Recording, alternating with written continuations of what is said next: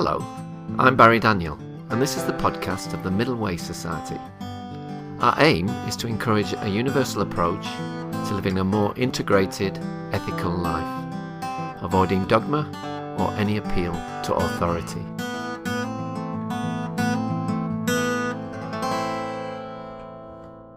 My guest today is Elizabeth English, whose Buddhist name is Lochana, and is the founder of Life at Work, a professional and personal development organisation. She has a Masters and Doctorate from Oxford University in Buddhology.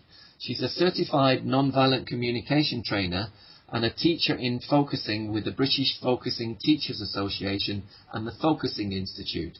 She's going to talk to us today about focusing, what it is, how you practice it, what are its benefits, and how it might relate to the middle way. Hello, Lochana. Welcome to the MWS podcast. Thank you very much, Barry. Yes, pleasure to be invited. Thank you. You're welcome. Okay, well, could we start off by you telling us a little bit about your background and how you became involved in this field of work? Yes, well, I've been practicing meditation for over 30 years, and that's with Buddhists. I learnt with members of the Western Buddhist order, as it was called then. It's now called the Triratna Buddhist order, and followed the Buddhist path, and was very, very interested, always fascinated by my inner world and what it held. I wouldn't say I was a really sort of natural meditator. It's always something I've had to work on, but I've always been very interested in what goes on in my inner world. Yeah. And then I came across focusing, and I found it absolutely transformative. And about 10, 12 years ago, I started to learn it and just continue to find it a very, very rich practice, very, very compatible with any other development practice, and certainly with my Buddhist practice. Yeah. Okay, so what is focusing? Well, focusing. Eugene Gendlin introduced this idea of focusing. Perhaps if I tell you a little bit about how it started, Barry, is that a good? That's a good idea. Yeah. Yeah, I'll tell you how it started, and then I'll go on to describe what it is a little bit more in detail, how you practice it. But Gendlin was a student and then a colleague of Carl Rogers, who's of course one of the great fathers of psychotherapy.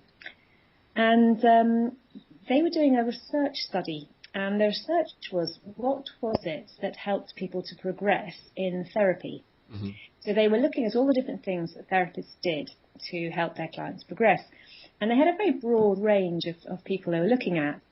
And when they got the results through, they were quite astounded, because what they noticed was that some of the people who were doing classically everything absolutely right in therapeutic terms, offering a wonderful session, some of their clients wouldn't seem to budge at all, didn't seem to unstick or find any way through their problems. And other therapists who were doing everything classically wrong, that wouldn't necessarily work or was not advised, and their clients would progress. Mm-hmm. And so because they noticed there was this sort of discrepancy in their expectations, they changed where they focused their attention, and they started saying, well, what is the client doing that's helping them to move forward in their inner world?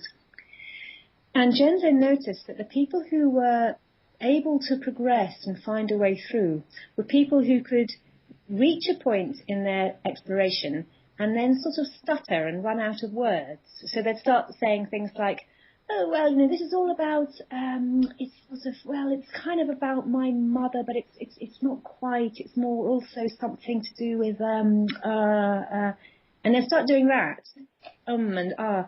And so Gendlin was fascinated by this, and his idea, which he then developed in focusing, is that they're feeling something, they know something's there. There's a very strong, keen sense of something, some experience that they know is there, but they haven't yet got the words for it. It's like not quite formed enough for them to say exactly what it is. It's like they can't put their finger on it, but they sense. Yeah. That's it, absolutely, as you know it's there. And this becomes the sort of wonderful sort of magical area in the practice of focusing, because so often I think we have a sense, oh, something's bothering me, or there's something here that I want to put my finger on or find, and actually it's there in us. We feel it, we know it's there. So Gendlin has some lovely examples of what he means. I don't know if you've ever had the experience, Barry, when you've wanted to leave the house, you've left the house and you suddenly realise, oh, I've forgotten something. There's something I meant to bring with me. Yeah. So that's a good example. So there you are, you're sort of walking down the street and you go, oh no, I left that, what was it I meant to bring? Yeah. So your whole body knows it, and you'll probably sort of tense up a little bit, or your body will sort of go, it'll stop you in the street even, you suddenly find yourself stopping and putting your hands in your head. What was it? And although you haven't, in that moment, you don't know what it is, you can also be incredibly precise, because if I was next to you and I said, oh, Barry, was it that you wanted to feed your cats? You'd go, no, I did the cats. Did you want to leave a message for your partner? No, I did that.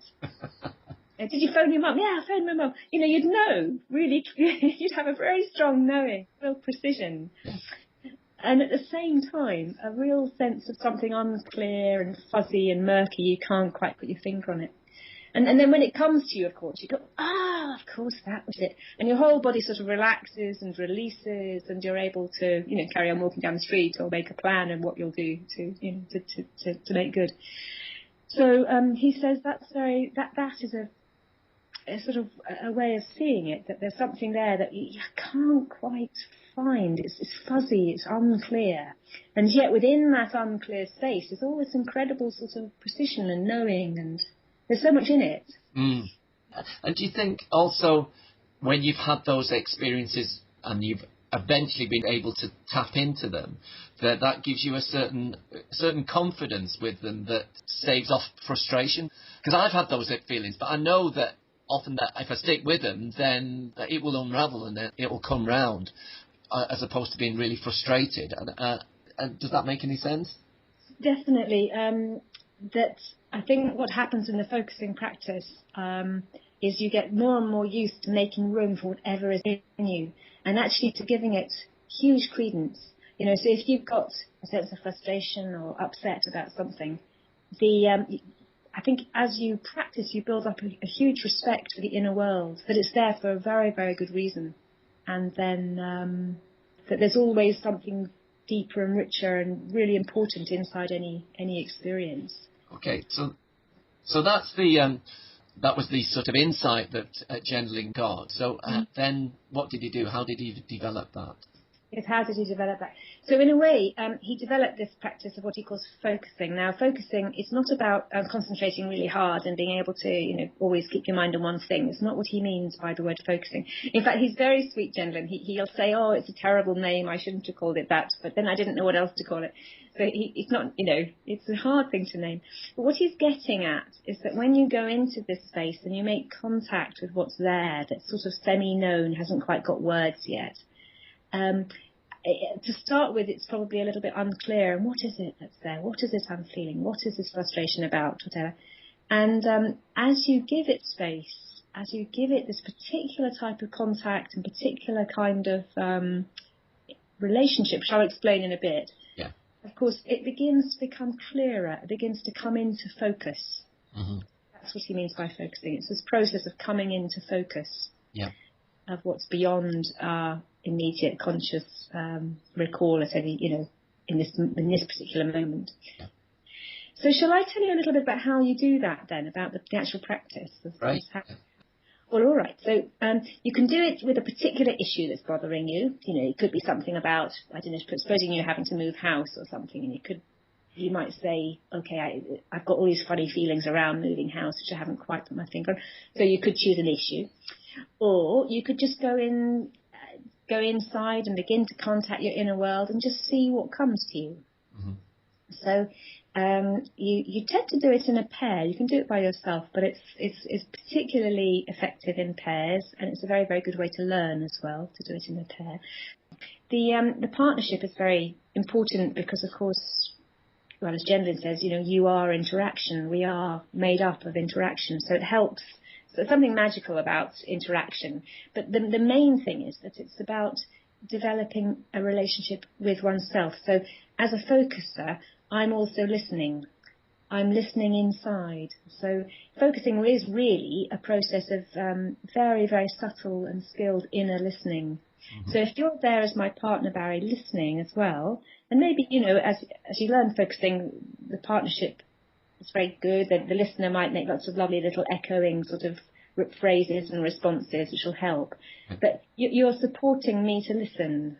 Yeah. So I'm listening. The main thing is I'm listening to myself, and you as my listener companion, if you like, you're sort of helping me to be with whatever's in me, just because you're being with me. Right, okay. Yes, it's just that. So the person who's focusing is very much in charge of their inner process. So that's the wonderful thing as well, as a listener, you're just a companion. Just this, Gendlin says, you don't have to be anything special, just a sort of shaky person will do. Just to be with someone is what's needed. And that sort of helps and encourages the whole growth of presence and being with, for me as the focuser. Okay. And also it's easier to stay concentrated because I'll speak out loud what's going on in me, so you'd hear it. Yeah. And that's easier for me to stay, I don't drift off like I would if I was meditating, for example. Yeah. So I love to do it where I just go in and see what needs attention, see what's there, see what's waiting for me in my inner world. And of course I might have definite things like my work or something that's bothering me, but I'll just see what wants to come to my attention. So I'll shut my eyes and I'll probably be sitting or lying, in some way that's comfortable.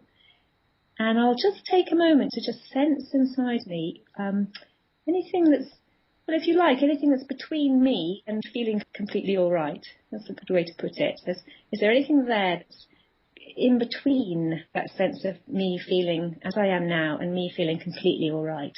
Mm-hmm.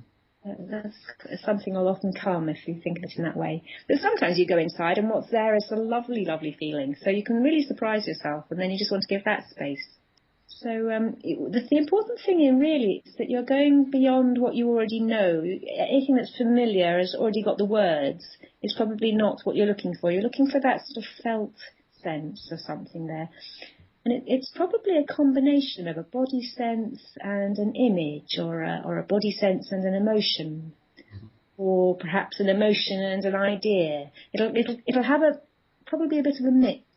So if I went in and just sort of sensed within, I'd be looking and saying, okay, so you might sense into your torso area. That's where often this is held.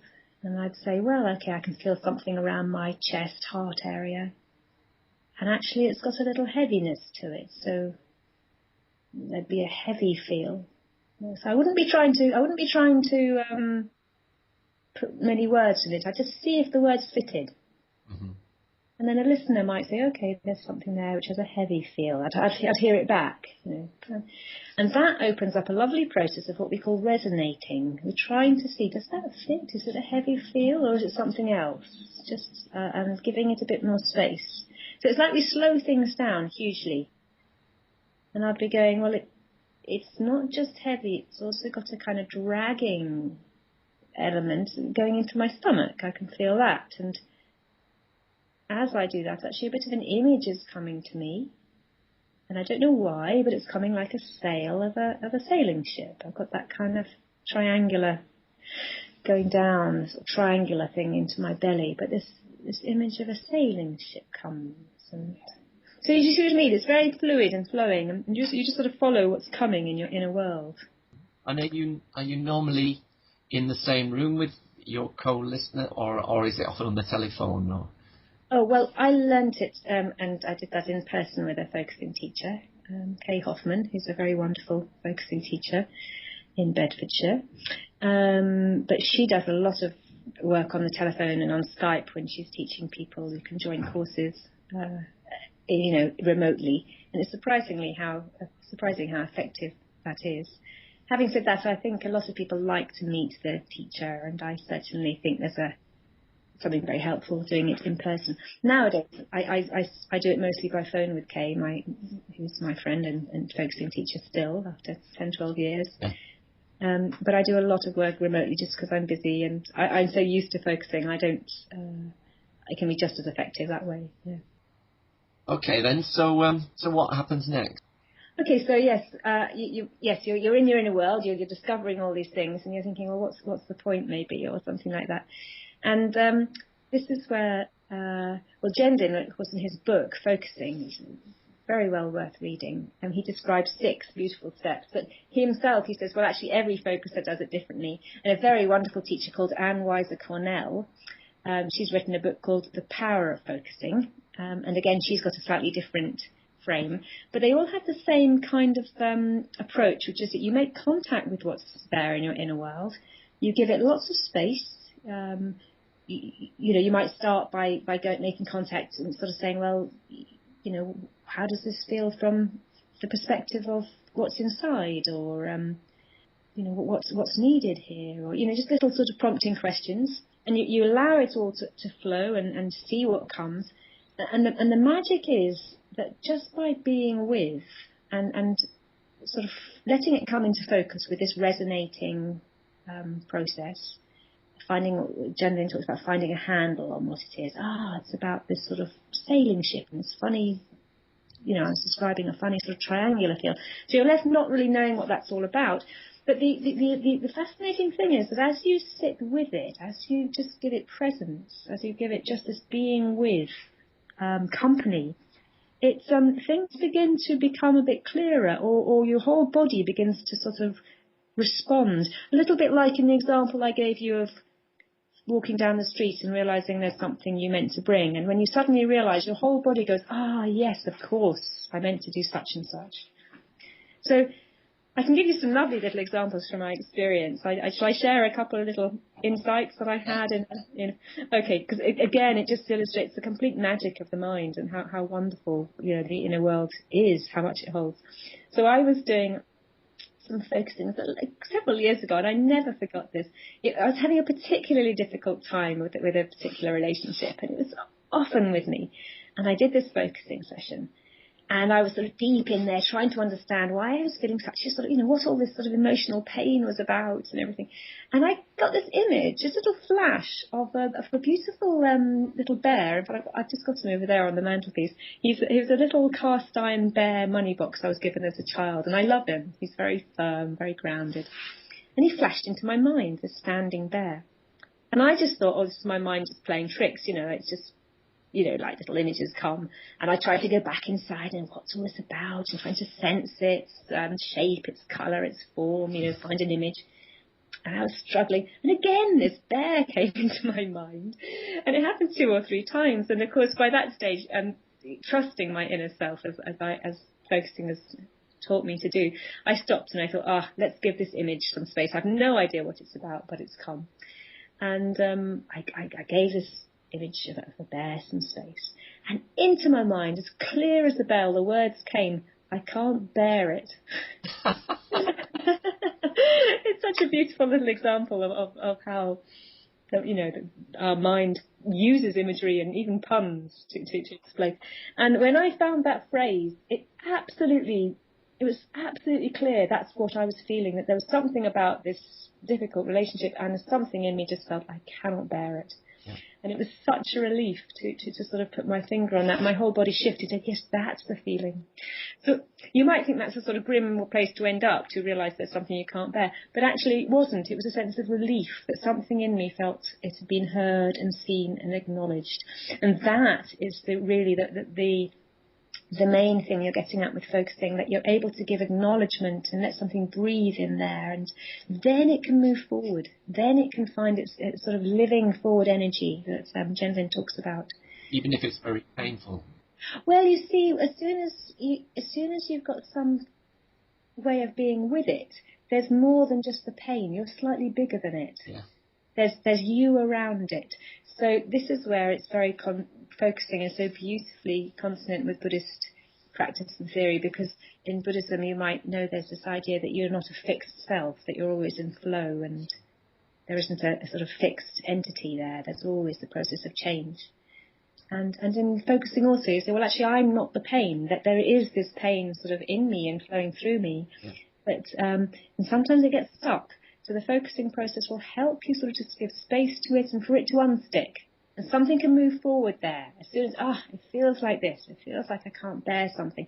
And I just had this feeling, there's something moving forward there. And then it can flow forward, and you can get perhaps more of a sense what's inside you that needs that attention and needs that expression begins to find a new a new sort of way of living and being inside you. Certainly in that session for me, I would have moved forward and found ways to give that one space and to let it live and breathe, and it will have shifted, and I'd have felt much better afterwards. Yeah. And not just felt better, I would have felt better because I was better. That's the thing. Things have shifted and changed in that inner world.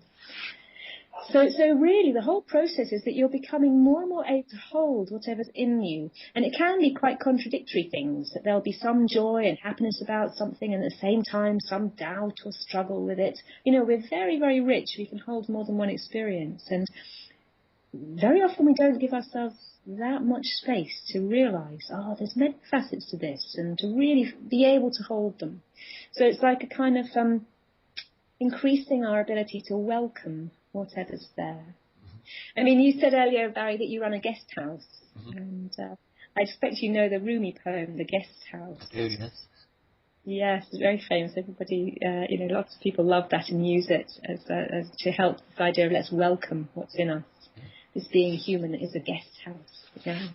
And so I think focusing for me is the practice that is most aligned to finding a sort of inner relationship with whatever's there, that I can welcome it. And that spills out to what happens outside me, because, if I can welcome everything inside me, then actually I can welcome everything outside me, because what's outside me is having an inner effect. Yeah. Sure. Okay. Well, we've talked about Buddhist practice and touched on meditation as well. What would you say is the difference between meditation and focusing? Because they're both very much embodied experiences, aren't they? Absolutely, absolutely. And I know that as people, focusers who meditate often ask themselves this question.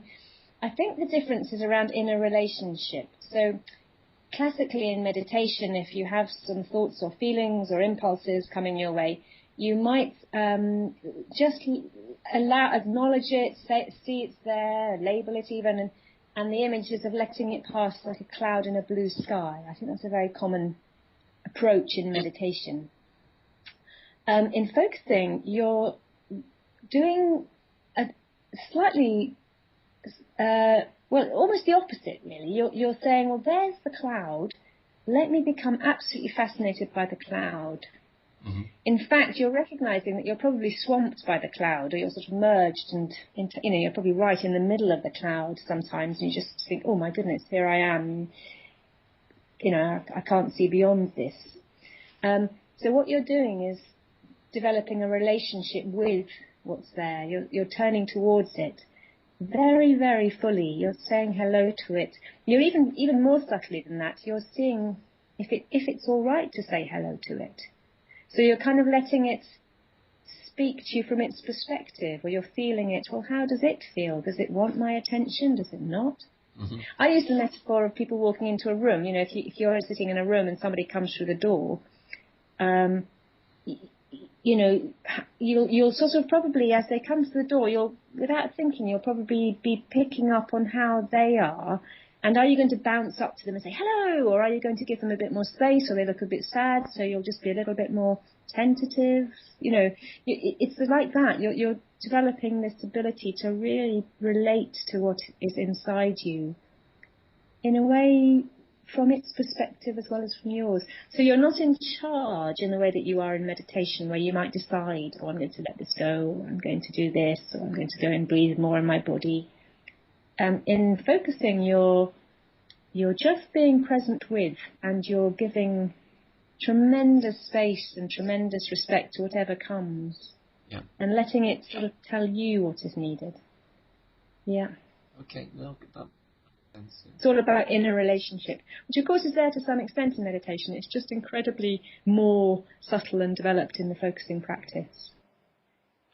Perhaps I should just add one thing about that, that some people, of course, in their meditation are already doing this. So if people listening are meditators and they say, oh, but I do that anyway, I say hello in this very gentle, welcoming place, then I think that is the case. People, it's not cut and dried, really. And I know when I'm focusing, sometimes I go into a very wordless place that feels like meditation. So they are quite close as well. Mm.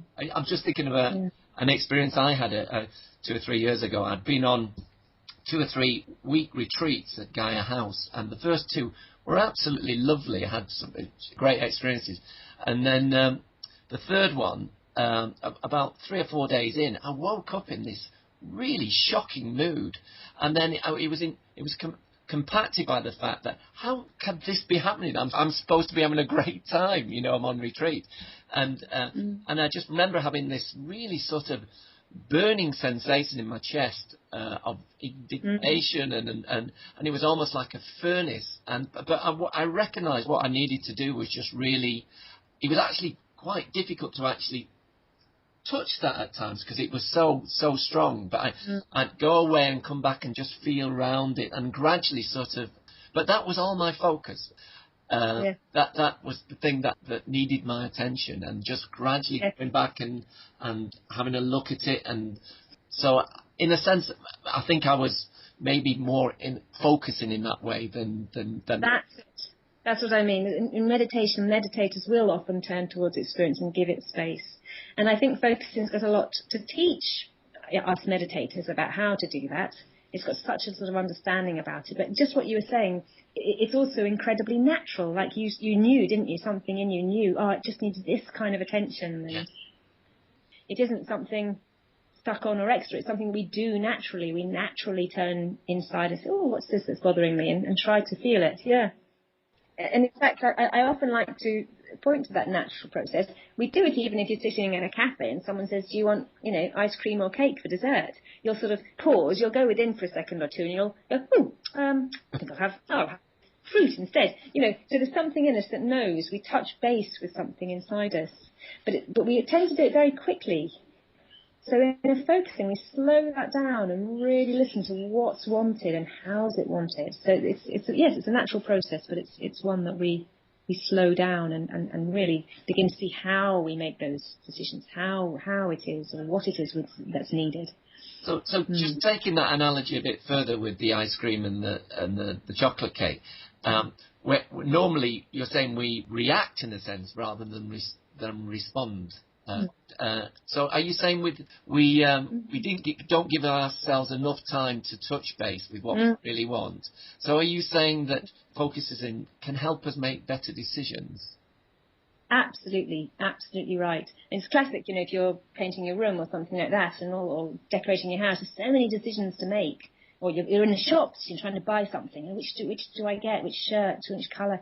And the ability just to go inside and to really check in with what, and here really, what does the body say? So you're looking for this fresh, kind of good feeling in your body, a sense of rightness, a sense of, this fits. This is what feels right. And it's that sense of rightness that focusing's getting at. It's getting at this, where you can relax and, this fits for me. Like when you're resonating with a word and you're thinking, that word fits for me. Or, this is what it's about. Like when I had the bear, this is what it's all about. Yeah. And so that sense of rightness, of fit, is incredibly pleasurable. And you do it again and again as you're focusing. And to build up a stronger and stronger sense of that, you develop a huge amount of trust in your inner life, in your bodily responses. So, you're looking at what colour should I paint the wall, and, well, my head is telling me that this is the right one, it would go with everything, but, actually my whole body's going, resonating with this different colour, That's an important point, actually. So it's this sort of sense of rightness or appropriateness. Because, for example, you might have a very strong felt sense that you want to have a whole bar of chocolate, but that might not be the best thing for you in some ways. So is it to actually, in that example, to actually think, well, does that feel right? Yes. Now this is such a helpful question, Barry, because what focusing talks about is becoming merged and identified with one particular part. Or one particular aspect of oneself. So if you're going, I just want that chocolate, I'm going to have that chocolate, this is what feels right. It's quite likely that it doesn't have the sense of fresh wholeness that you get with a focusing felt sense. So you'd realise, actually, I'm sort of grasping and greedily wanting this. There's a sort of bit of me that's really into it in a way that doesn't feel completely whole. Yep. So you begin to recognise what's coming from an aspect of yourself and what's coming from the whole of you. So with the chocolate, it might be that there'll be a very genuine need in there, perhaps for comfort or for some sort of energy or whatever it is, pleasure that's driving the need for the chocolate. So you can give that space, and you're stepping into a sort of wholer sense of yourself and saying, well, is this what I want overall right now? You know, is there another something in me that really wants just a little bit something, and maybe it wants empathy or it wants a bit of love. Is there something else there, you know, that's coming through, or something in me that just really wants health and really wants to balance what I do? So you're much more able to sort of say, well, step back from all of that. What feels right for me right now? And it still might be to have the chocolate, but you've got a sort of different feeling around it. You don't feel so sort of driven or in the grip of things. So basically, you've disentangled, you've unmerged from the thing that had you in its grip. It's there. I can say hello to that urge, but I don't have to follow it. So the felt sense is, in a sense, an integrative feeling, in a sense. Yes, it is a wholeness. It's a sort of fresh, whole, as we say, living forward energy. It's often called a felt shift as well, that you definitely feel a shift in your whole way that you're holding and being with something. Okay. And then in a very clear sense, the felt shift is when I described you walking down the street, recalling, there's something that I should have done, and your whole body's tensed up, and when you remember it, you go, that's what it was, you know, and your whole body relaxes. There's a tremendously obvious shift in that moment. Yeah, the whole of you can sigh and go, now I know. Okay, well then, what are its benefits? What do you get out of focusing? Well, I think that sense of knowing that we've just been talking about is a really key one. So it might be a little knowing about this or that, or, you know, the thing about moving house and just, this is what's bothering me. So it might be particular knowing, but I think it's a wider knowing. It's a kind of knowing that I am part of something much more mysterious and wonderful and sort of, you know, more unfathomable really than we'll ever know. It's just, you know, I think in other words, our sense of interconnectedness.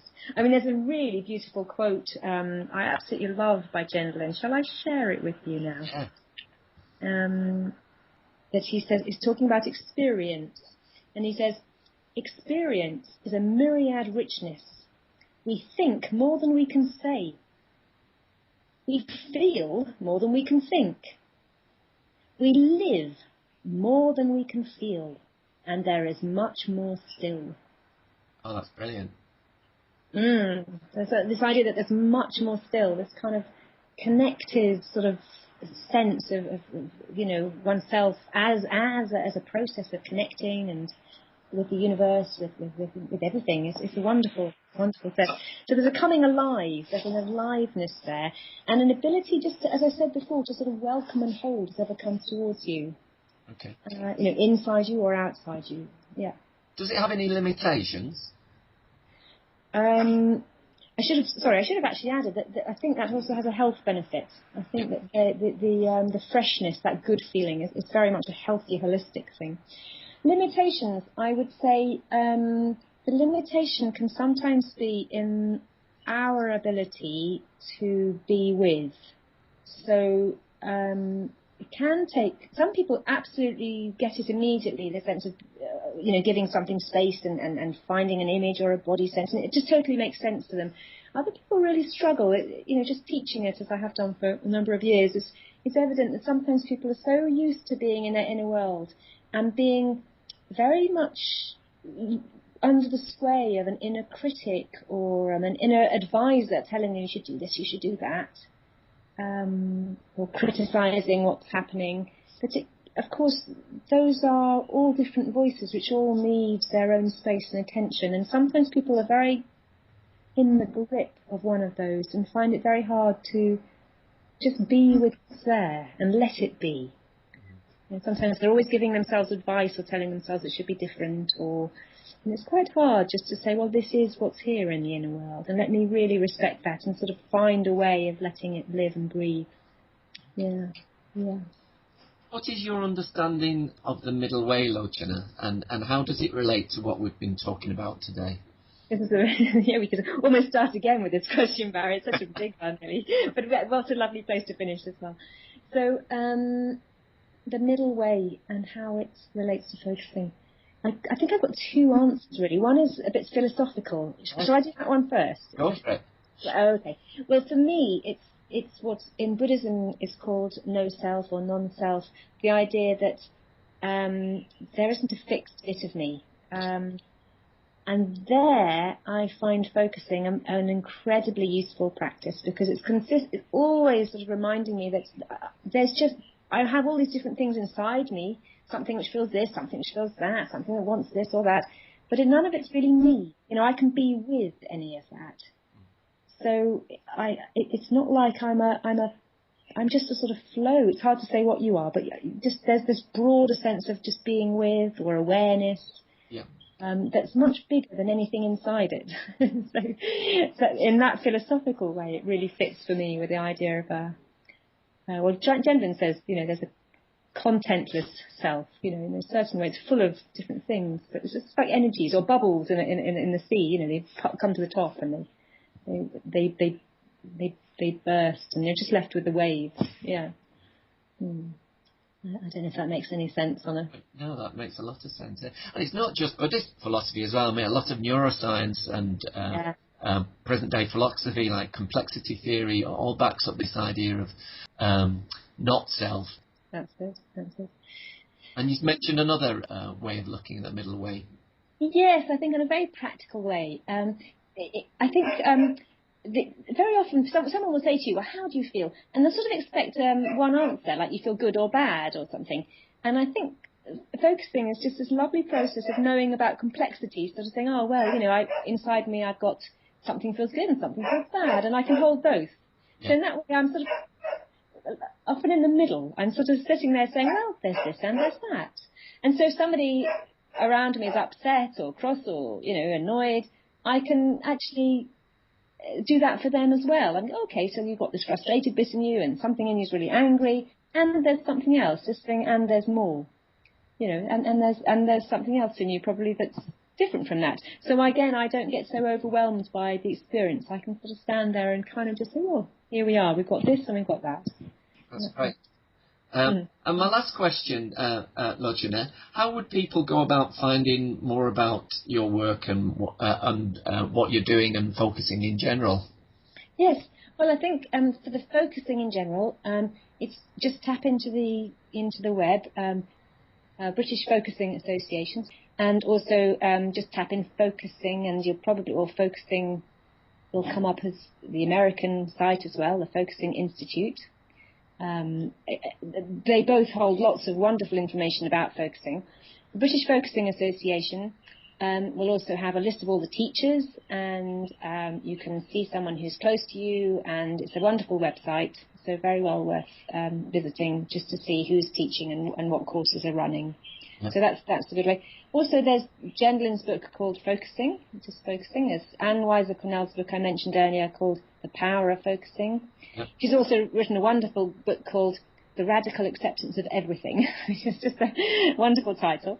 Again, perhaps follows up in a bit more detail, something from the other books. There's a book by David Rome, who's actually a meditator as well. It's called Your Body Knows the Answer. So there's several books out there about focusing, and best of all, find a focusing teacher or a focusing course and really learn it with another person. I think that's the way to really progress with it. So I would recommend all of that. I do run courses myself sometimes, and my website's lifeatwork.co.uk. But I'm also teaching quite a bit of mindfulness these days. I've got a job teaching students mindfulness at Cambridge University. And of course, I'm very much enjoying bringing this relational aspect into that work. It's about meditation, but it's also about how you relate to it in a life in this very warm, welcoming way. Yeah. Okay, well, thank you very much for talking to me today, Lochana. It's been absolutely fascinating. Thank you very much, Barry. Thank you very much for the invitation.